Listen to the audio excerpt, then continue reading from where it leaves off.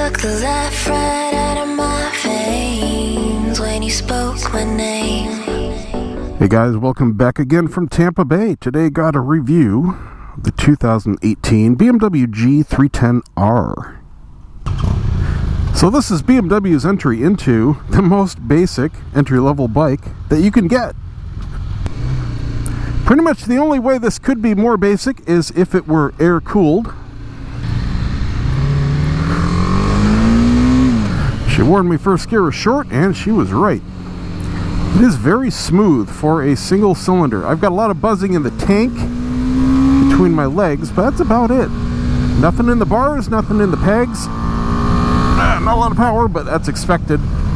That was full throttle just to keep up with her, and she's not even breathing on her throttle. But it's fun to row through this gearbox. It is absolutely feedbackless. It seriously feels like the bike isn't even running. You cannot feel the shifting at all. The actual peg doesn't travel much. Feels like it's only moving maybe a couple inches up and down total. You can't feel the actual gears go in or out. Downshift is especially short as far as the travel. You just breathe on the pedal with your toe and it shifts down. Very nice. Pops right into neutral, no problem. This is a very low bike. I'm 6'2", 32-inch inseam. I'm going to stand up here. Got a couple inches underneath me. Now I am really down on the seat. Definitely undersprung for my weight, but it's comfortable. The damping feels very controlled. Obviously this is a great road, but I don't have any kind of jerking when I shift or accelerate here. Very smooth, just gliding down the road. Control wise, like I said, it's as basic as it gets. It is not a ride-by-wire bike. You have a cable clutch with a very easy pull. You could pull this with your little finger. Just did. Absolutely effortless. I'll test the brakes up here. I know where we're going. Luckily, it's a really good route. So we'll have some nice relative twisty roads. Best in the area. Mirrors are pretty darn good. They're very close to you, but they're large and they're wide. I do have about a third of them blocked with my elbows, but they're extremely clear. I can see behind me no problem.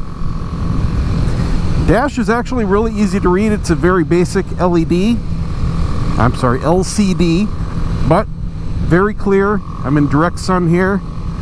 Got a big clock, got a big speedo, gas gauge. You've got a very fast refresh bar tachometer along the bottom, and the numbers are big enough to read the scale. I have no complaints there. A nice big gear indicator in the corner and your odometer. Brakes are good. For such a light bike, it doesn't need all that much.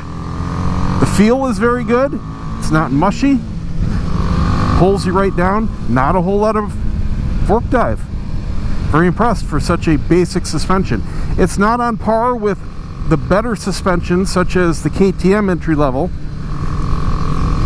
but overall this feels like a more rounded bike. KTM threw all their money into the suspension and kind of left everything else. This is very tight. Bar width is good. Very neutral. Got a slight backward sweep.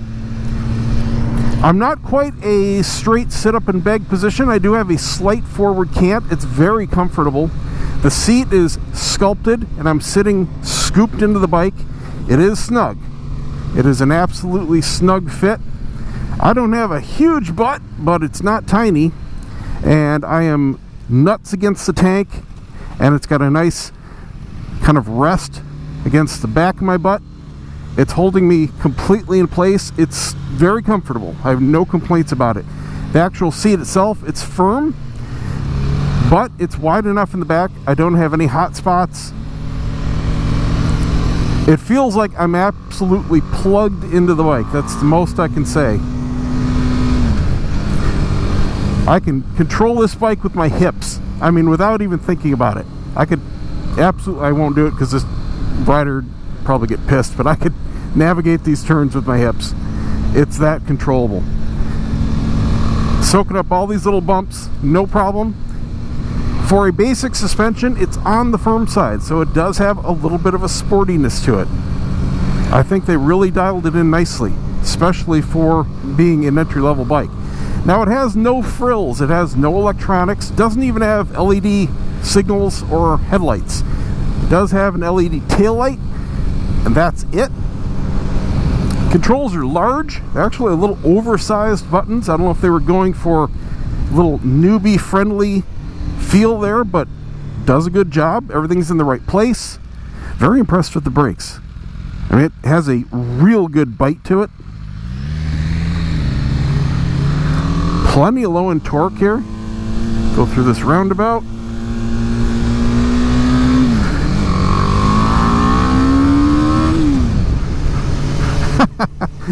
Sorry, she slowed down. I didn't speed up. I wanted to see how the top end wound out. I'll find out in a bit here. It does start to peter out, but I'll tell you, it doesn't lose everything up top. It's got a 10,000 RPM red line. It's going to top gear here. It's a 6-speed. So pretty much quarter to full throttle, it doesn't do anything extra. But it's extremely smooth. You definitely feel the thump through the frame, but it's not a vibration. It's not shaking you apart. Let's go down here. She said it likes to be up in the upper RPMs. Let's see if it's any different. We're at 7,000 RPM, fourth. It's not a whole lot different, I have to say. I mean, it's got a little bit more pull, but it's not dramatic. Winding it out, not too much different. 5 to 7 seems to be its sweet spot for peak horsepower. Obviously I don't have a dyno, but just seat of my pants, definitely wakes up above 5. 6 feels real good, 7 feels real good. So it's fun to actually use the gears, that's a good thing. 50 miles an hour, let me get up a little bit more here. We're at 5,000 RPM in top gear, so probably not your best freeway cruiser. We'll get to see what actual highway speeds are like here in a bit.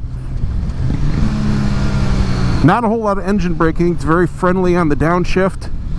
I don't think it has a slipper clutch, but it doesn't have enough engine compression to really need it. Should be able to wind it out a little bit here, get a better top end feel. We're at 7,000, 8.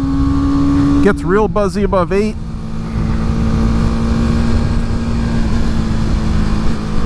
See how it does in the corner here. Oh, we're slowing down. She's just engine braking. I have to actually brake. That's how little compression this has. Flicks right down into the corners. Obviously, it's a very light bike.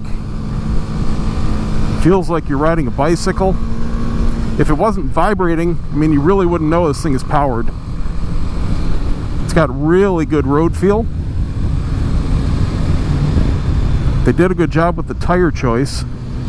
It feels matched. Everything is just working really well for it. I get the impression 6th gear is in overdrive. 5th has a lot better pull. I mean, it's not much of an RPM difference, but big difference as far as how it's using the torque here.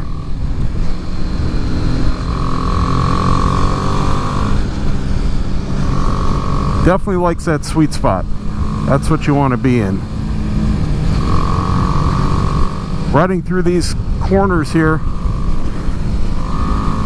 you're going to go through a couple gears. It's not like you can just stick it in 2nd or 3rd and leave it there and do whatever you want. But for an entry-level bike, going through the gears, especially with this nice of a gearbox, that's part of the joy. It's got a nice little sound to it. You can only really hear it if you load up the engine a bit. For a single cylinder, it's not bad. Usually they kind of sound like a chainsaw. This one's got a little bit of a snarl to it, a little bit of a growl. Now the exhaust is tiny. I mean, the pipe is a large size, but the diameter, you can literally plug it with your thumb. That's how small it is. I'm surprised you can hear it. I really thought it would be pretty much silent, but I've heard a lot quieter bikes than this. So it does have that nice visceral feeling. You've got the vibration of the engine, you get the sound. It's a bike that you can ride and not have to think about it. I can absolutely, if you have the money, recommend this as anybody's first small bike, if that's what they're looking for, especially if you're on the shorter side. Roadkill. That looks like an armadillo. A lot of those around here. I wonder if it's true what they say. What is that they're supposed to carry? Some disease, I can't remember. Leprosy? That's what they always say around here. I have no idea if it's true. I have no plans on finding out. But you pretty much only see dead ones around here, that's for sure. I think I've seen 2 or 3 in my life at night crossing a road live. Other than that, that's what they look like in Florida. So the elephant in the room is the price. Now this is competing with a lot of other bikes out there in the $4,000 to $4,500 mark. And it certainly does these days have some stiff competition. I think the only one I haven't ridden is the new CBR 300. But I will say that so far, this is the only one that I've ridden that doesn't have some major flaw, some big sticking point, something that you would really want to change or upgrade out of the box. For what this gives you, it's perfect. I'm not saying it's a perfect bike, but everything this is doing, it's doing very well. But the elephant in the room is the price. This is a $4,850 bike, as you see here. The white paint color is an extra, I believe it's a $100 option. They also have black and blue, which are no cost for $100 less. And usually with BMW, you've got a ton of factory options on your bikes, dozens of them, but this only has a couple. They're of course very, very expensive ones. First is a navigation. I don't know where they would put it, probably here, but it's $1,000 plus option. I would say no one's gonna buy that, especially on this particular bike. Just use your phone. They have a $1,000 top case and rear bracket, which is just like a small Jivy top case, which you could probably get from Jivy for $250 or $300. And they have optional seats, and I believe those are $350, $380, something like that. They have a high and a low. I believe what I'm sitting on is a standard. I have no idea if it would make any difference to me, but I have no problem with a 32-inch inseam, 6'2" on this one. And I'm 250 pounds, by the way. Peg position is pretty darn good. It's almost neutral. This is full throttle. Oh, come on, go, go, go. Okay, this is full throttle. It's not too cramped. The pegs are nice and wide. I've ridden a lot more expensive bikes where the pegs are just tiny and you immediately want to replace them. I've got big boots, and these are all the way to the outside of my boots.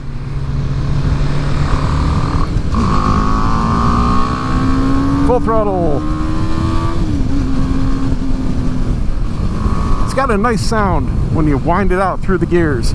It's not so nice when you're holding a high RPM, but it's nice when you're rolling through it. I like it. So the pegs themselves are in between my hips and my knees. So I've got a little bit of a bend in my knees. Plenty of clearance to the actual shifter. Very easy to get my boot up and under. Brake pedals in a nice position. It's kind of like those off-road dirt bike kind of pedals. A lot of grip. It's a naked bike, so there's no wind protection, but it's nice and quiet. I like naked bikes. Up until about 80 miles an hour, they're a real joy to ride, especially in hot weather like this. Without any windscreen or deflection, it's nice and quiet. If you've got a nice quiet helmet like I do, And by the way, I'm wearing earplugs and I can still hear the exhaust just fine. Still completely comfortable in the seat. That's one thing that oftentimes on a bike is an issue. So the exhaust sound is really coming through. More to do with your throttle position, which means I'm really hearing the intake. That raspy sound is coming from the intake. They're both kind of rearward, so that's why it's kind of hard to pinpoint exactly what I'm hearing, but the tank itself is nicely sculpted. I got nice little pockets for my legs. They're nice and smooth. There's no seams. Absolutely plugged in for control. Love the way this feels. It's very sporty, but without the forward lean of an actual sport bike. So it's extremely comfortable. This would be a great commuting bike. Great city choice. Very impressed with the suspension. You don't feel it. It's controlled. It's smooth. For my weight, usually on any bike, I need a lot more preload. The damping is severely under where it should be, but this is handling me just fine. Brakes have a real nice bite to them. They don't have any fade. I'm not saying they're high performance, but they're matched to the bike perfectly. Levers feel very good. They are non-adjustable, but they're in a good position. I've got relatively short fingers. Usually with the non-adjustable levers, they're set too far out for my taste and I need to replace them. But these have a real good feel to them. They're falling exactly where I need in the first little bend of my fingers. Great effort, nice feel. They're not wiggly. No problems there. I'm sure some people want to put shorties on. They are very long. Even using all four fingers, I'm not reaching the end of them. But I have no problem with that. Second gear winds out at 45. First gear is about 30. And it enjoys just thumping along here in top gear, doing your commuting speeds. Fifth is a lot smoother. Either one's going to work for you. I imagine the mileage is pretty good on this guy. So there you go, guys. There's your 2018 BMW G310R. For the money, not too bad. You have to remember that even if you buy a $4,500, a $4,000 bike, you're going to be putting money into it to upgrade some things. And this one doesn't need it. So bear those costs in mind if you're considering a small entry-level bike. It might be worth it to you to give this a shot and think about just saving up a little bit more and having it perfect out of the box. Depends on what you want to do. Some people are going to customize the stuff anyway, but if you're not into that, this would be a great option. That's it. We'll see you next time.